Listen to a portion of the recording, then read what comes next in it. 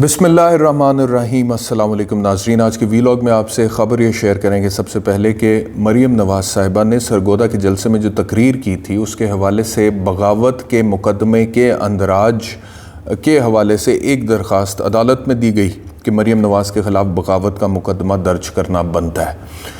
वैसे तो नहीं आपको पता है कि होना था, क्योंकि ज़ाहिरी बात है हुकूमत उनकी है, वफाक में सिंध में पीपल्स पार्टी की हुकूमत है जो उनके इत्तेहादी हैं, और यहाँ पे जो निगरान सेटअप है उसकी भी बड़ी नज़र करम है मरीम नवाज़ साहिबा के हवाले से। तो फिर सिंध में एक एप्लीकेशन दी गई कोर्ट में कि जी ये मरीम नवाज़ ने अपनी तकरीर में इदारों के हवाले से बात की थी और कुछ शख्सियात के हवाले से बात की थी जो कि हाजिर सर्विस हैं, तो लिहाजा इसके ऊपर बगावत के मुकदमे का अंदराज बनता है, तो अदालत इसके ऊपर कोई डायरेक्शन दे। लेकिन वो पिटिशन अदालत ने खारिज कर दिया और उन्होंने कहा है कि बगावत का मुकदमा नहीं हो सकता। अच्छा, मैं समझता हूँ कि सही कहा अदालत ने, बगावत का मुकदमा नहीं हो सकता। मरीम नवाज़ ने अगर सिटिंग जज साहिबान के हवाले से कोई गुफ्तगू ऐसी की है जो गैर मुनासिब है, नामुनासिब है, उसके हवाले से शायद और किसी प्लेटफॉर्म पे कार्रवाई हो सकती है, लेकिन बगावत का मुकदमा नहीं बनता। लेकिन अब सवाल यहाँ पर यह बनता है कि अगर मरीम नवाज़ की इस गुफ्तगू के बावजूद मरीम नवाज़ के ख़िलाफ़ बगावत का मुकदमा मेरिट्स पर नहीं बनता, तो फिर इमरान खान के ख़िलाफ़ कैसे बनता है? अगर मरीम नवाज़ तस्वीरें भी दिखाएं और ये कहें भी उनके हवाले से जो कुछ उन्होंने कहा, और उसके बावजूद ये फाइंडिंग आए कि जी बगावत का मुकदमा नहीं बनता, ये बगावत नहीं है, तो फिर इमरान खान जब तनकीद करें तो उनके ख़िलाफ़ बगावत का मुकदमा कैसे बनता है? और फिर इमरान खान के ख़िलाफ़ दीगर जितने भी मामलात हुए हैं वो कैसे बनते हैं? दहशत गर्दी का मुकदमा कैसे बनता है? उनका अपना कारकुन जो रैली निकली थी उसके अंदर जो जाँ बहक हुआ अली बिलाल, वो उसके कत्ल का मुकदमा इमरान खान पर ही कैसे बनता है? इमरान खान की पार्टी के रहनुमाओं पर ही कैसे बनता है? मतलब कि ये तो ऐसी ऐसी चीज़ें इमरान खान के ख़िलाफ़ हो गई हैं पिछले कुछ अरसे में, जिसने इस सिस्टम को बहुत बुरे तरीके से एक्सपोज करके रख दिया, and if I may use the term नंगा करके रख दिया है। लेकिन सिस्टम चलाने वालों को परवाह नहीं है कि सिस्टम बेनकाब हो गया, एक्सपोज हो गया, नंगा हो गया, इसकी क्रेडिबिलिटी, इसकी रेपुटेशन, इसका जो एक रख रखाव था वो ख़त्म हो गया। ये लोगों को पता लग गया, पाकिस्तान के लोगों को, कि इस सिस्टम के अंदर मेरिट की कदर है नहीं। इस बारे में जो लोग सिस्टम को चला रहे हैं, जो लोग कुर्सियों पर बैठे हैं, जिनके पास ताकत है, वो नहीं सोच रहे, उनको नहीं फ़र्क पड़ता। वक्ती तौर पे जो उनको चाहिए इस सिस्टम से, इस सिस्टम को वो उस तरह से इस्तेमाल कर रहे हैं और उन मकासद के हसूल की कोशिश कर रहे हैं। लेकिन जो सिस्टम की क्रेडिबिलिटी एट स्टेक है या उसकी जो रेपुटेशन एट स्टेक है, उसके बारे में किसी को कोई परवाह ही नहीं है, उसके बारे में कोई सोच ही नहीं रहा, उसके बारे में टू हेल विद इट, ये वाला एटीट्यूड है। तो बहरहाल कहने का मकसद ये है कि मरीम नवाज़ के ख़िलाफ़ अगर बगावत का मुकदमा नहीं बनता तो भाई इमरान खान के ख़िलाफ़ भी नहीं बनता। लेकिन आप देते हैं इमरान खान के ख़िलाफ़ एक नहीं, आपने दर्जनों मुकदमात इमरान खान पे किए हैं, वो ख़ुद कहते हैं कि 77 के करीब हो गए। तो बहरहाल जो एक मुकदमा पाकिस्तान तहरीक इंसाफ का वो कारकुन अली बिलाल जो बेचारा जाँ बहक हुआ, जिस दिन रैली निकली थी, दफ़ा 144 का नफाज कर दिया था निगरान हुकूमत ने, और उसके बाद एक ही दिन बाद जब पाकिस्तान तहरीक इंसाफ की रैली ख़त्म हुई है तो दफ़ा 144 जो अदरवाइज़ 7 दिन के लिए लगाई गई थी वो भी ख़त्म हो गई है। ये भी अजीब बात है। तो उस कारकुन के कत्ल का मुकदमा इमरान खान पर भी हुआ, और जिन रहनुमाओं पर हुआ जिनका ताल्लुक पाकिस्तान तहरीक इंसाफ से, उनमें एक फवाद चौधरी साहब भी थे। फवाद चौधरी साहब ने इंसदाद दहशत गर्दी की अदालत जो लाहौर में, उससे आज रब्ता किया और ये कहा कि मुझे इस पर्चे में प्री अरेस्ट बेल चाहिए, क्योंकि ये सियासी इंतकामी कार्रवाई मेरे ख़िलाफ़ हुई है and I want pre arrest bell. और अदालत ने उनको 25 मार्च तक वो ज़मानत क़ब्ल गिरफ़्तारी दे भी दी है, और उसमें पुलिस पर तशद्दुद की दफ़ात हैं, कत्ल की दफ़ात हैं, दीगर इल्ज़ामात लगाए गए हैं फवाद चौधरी पर, तो वो अदालत ने दे दी है 25 मार्च तक। लेकिन सवाल फिर ये पैदा होता है, मैं आपसे कहूँगा कि ठीक है उनको ज़मानत मिल गई है, उन्होंने अप्लाई किया था बिफोर द कोर्ट, कोर्ट ने उनको कह भी दिया है कि जी ठीक है 25 मार्च तक आपको ज़मानत देते हैं, अब तफ्तीश होगी, फिर आगे मामला चलेगा, फिर पता लगेगा। बट द पॉइंट इज़ कि जब एक बंदे के ख़िलाफ़ एक झूठा मुकदमा दर्ज हो जाता है और वो बंदा जो है उसमें से फिर उसको गुजरना पड़ता है, तो वो कोई छोटी एक्सरसाइज तो नहीं है। मतलब कि अगर आपके ख़िलाफ़ 302 का झूठा मुकदमा दर्ज हो जाए ना, जी हमारी वकालत में अक्सर ये लोग कहते हैं, जो कोई क्लाइंट आता है ना, तो वकीलों को मैंने कहते हुए सुना है बहुत शुरू में जब मैंने नई प्रैक्टिस स्टार्ट की थी, اپنے کلائنٹس کو کہتے تھے کہ بھائی 302 کے مقدمے کو بڑا سیریس آپ نے لینا ہے، کیونکہ یہ کوئی چھوٹا مقدمہ نہیں ہے، معمولی مقدمہ نہیں ہے. اور ایک ٹپیکل ایگزامپل جو وکلاء کلائنٹ کو دیتے ہیں وہ یہ دیتے ہیں ان کی سنجیدگی کو انشور کرنے کے لیے کہ 302 اگر آپ کسی درخت پر بھی لکھ دینا تو وہ بھی سوکھ جاتا ہے. یعنی کہ اتنا بڑا مقدمہ ہے یہ، اور اس کو سیریس لینے کی اس حد تک ضرورت ہوتی ہے. اور ایک ایک پوائنٹ آپ دیکھ کر چلتے ہیں، کیونکہ ایونچولی 302 کا مقدمہ ہے جس کی میکسیمم پنشمنٹ سزائے موت ہوتی ہے. تو ٹرائل کے بعد اپیل ہائی کورٹ میں، پھر سپریم کورٹ میں. تو کسی ایک پوائنٹ کا جو آپ ریکارڈ پر کسی بھی وقت ٹرائل میں لے آئے تھے، اگر ٹرائل کورٹ میں آپ کو فائدہ نہیں بھی ہوا تو وہ کہیں نہ کہیں ہائی کورٹ یا سپریم کورٹ تک آپ کو فائدہ دے جاتا ہے. تو in order to make client realize the importance of being extremely prepared with respect to the brief جو کہ 302 کا ہوتا ہے، یہ اکثر کہا جاتا ہے. تو کہنے کا مقصد ہے فواد چودھری کو ضمانت تو مل گئی ہے، لیکن اب 302 کا مقدمہ اگر کسی کے اوپر جھوٹا ہوتا ہے اور اس کو اس میں سے گزرنا پڑتا ہے، اور پھر ایک ایسی پولیس کی تفتیش کو جوائن کرنا پڑتا ہے جو آلریڈی اس کے خلاف موٹیویٹڈ ہے، جس کی آنکھوں میں خون اترا ہوا ہے آپ کے خلاف، اور انہی نے آپ کے کارکن پر تشدد کیا تھا، اور بقول آپ کے انہی کے تشدد کی وجہ سے اس کارکن کی ڈیتھ ہوئی تھی، اور اب اسی پولیس کے پاس آپ کو تفتیش کے لیے جانا پڑے گا اپنی صفائی دینے کے لیے کہ میرا وہ کارکن جس کے اوپر مبینہ طور پہ میرے موقف کے مطابق آپ نے تشدد کیا تھا، جس کے نتیجے میں اس کی موت واقع ہوئی تھی،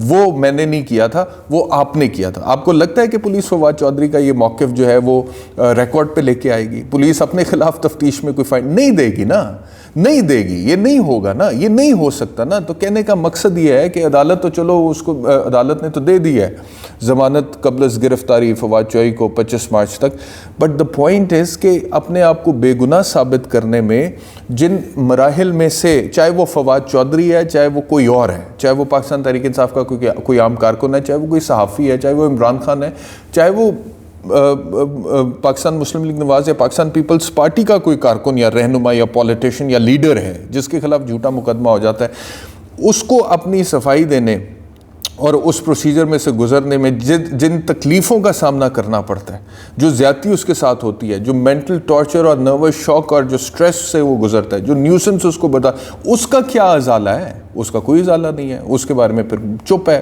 مطلب کہ قانون میں تو بہت ساری چیزیں ہیں، میں ایک وکیل کی حیثیت سے آپ کو بتا بھی سکتا ہوں کہ یہ ہو سکتا ہے ڈیمیجز، کمپنسیشن، جھوٹے مقدمے کے خلاف 182 کا کلندرہ، سب کچھ ہو. لیکن بھائی یہ وہاں پہ ہوتا ہے جہاں پہ قانون میرٹس کے اوپر حرکت میں آتا ہے.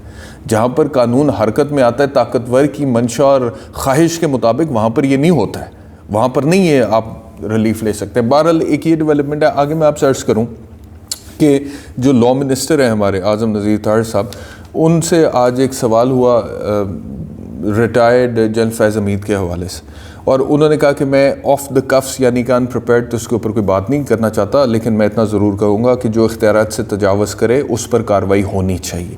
اب اس کو آپ اس تناظر میں دیکھیں جو مریم نواز صاحبہ نے گفتگو کی تھی چند دن پہلے فیض حمید کے حوالے سے، اور مریم نواز نے بہت کیٹیگورکلی انٹرویو دیتے ہوئے یہ کہا تھا کہ جناب فیض حمید کا کورٹ مارشل ہونا چاہیے. یہ ایسے وقت میں انہوں نے کہا تھا جب عمران خان کی طرف سے پہلے یہ بات سامنے آئی تھی کہ جنرل باجوہ کا کورٹ مارشل ہونا چاہیے.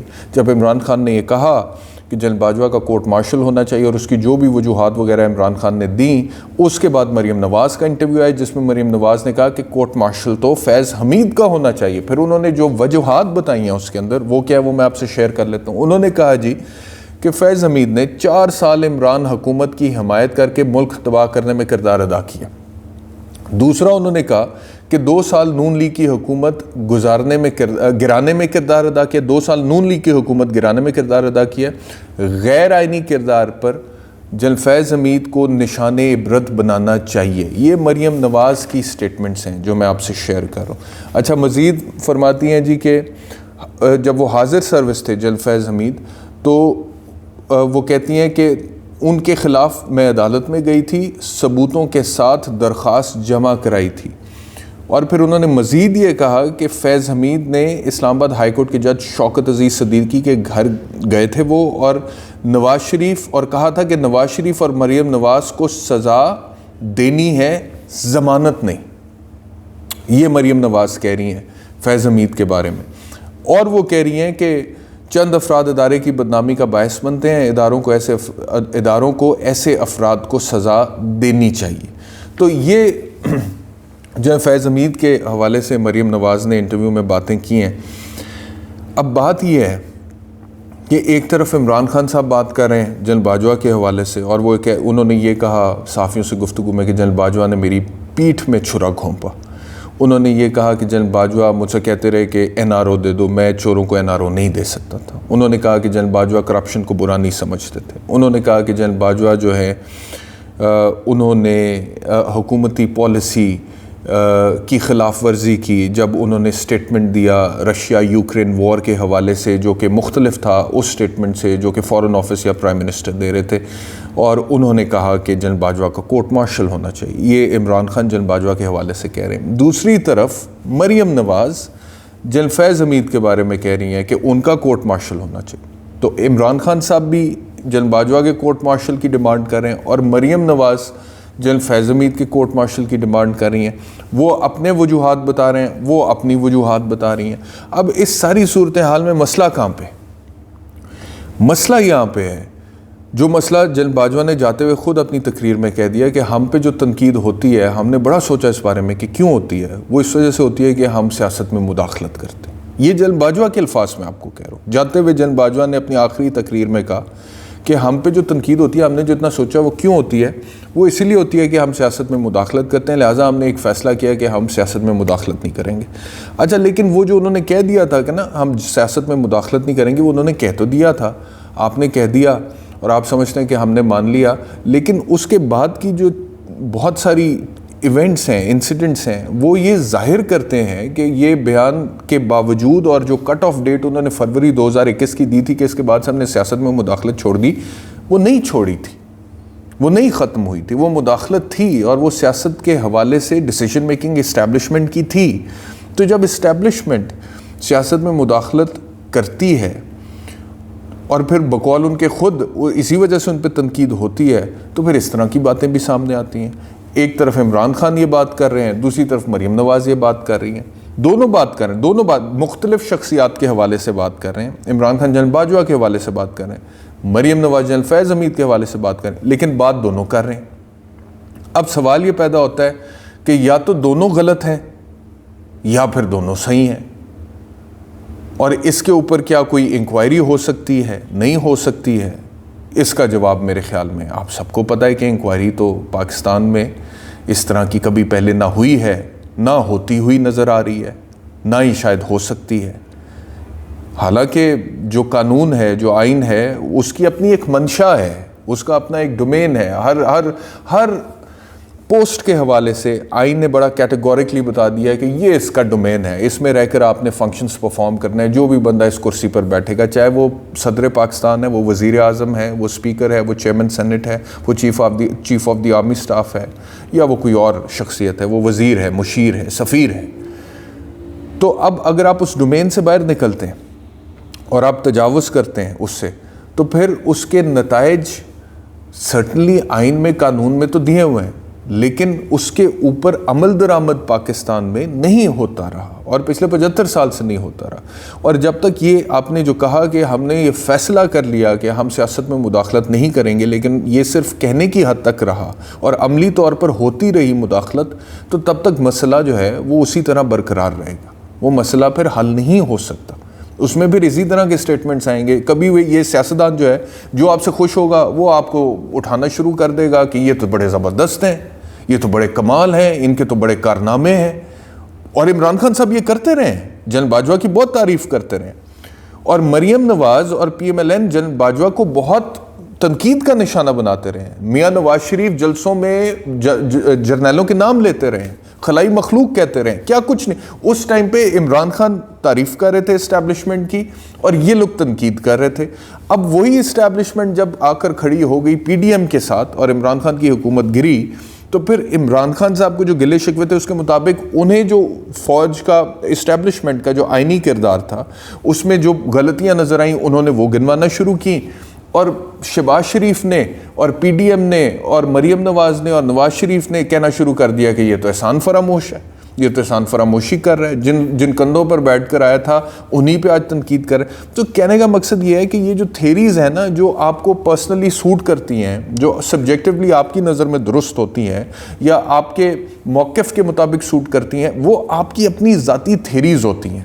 آپ اپنی سوٹیبلٹی کے لحاظ سے کبھی بھی اس میں اپنے موقف میں تبدیلی لے آتے ہیں، لیکن اگر آپ چاہتے ہیں کہ ملک میں کوئی سسٹم قائم ہو جائے، کوئی نظام قائم ہو جائے، کوئی میرٹ ہو، اور اس طرح کی چیزوں سے، لڑائیوں سے، جھگڑوں سے اور آپس کے اختلافات سے نکل کر تمام ادارے، تمام سٹیک ہولڈرز ریاست کے جو ہیں وہ ملک کی ترقی کی طرف فوکس کریں، اور تاکہ ایک ایسی حکمت عملی بنے جس سے ملک میں جو موجودہ بحران ہے وہ نکل آئے، اس میں پھر ہر کسی کو قانون اور آئین کے مطابق چلنا پڑے گا، ہر کسی کو۔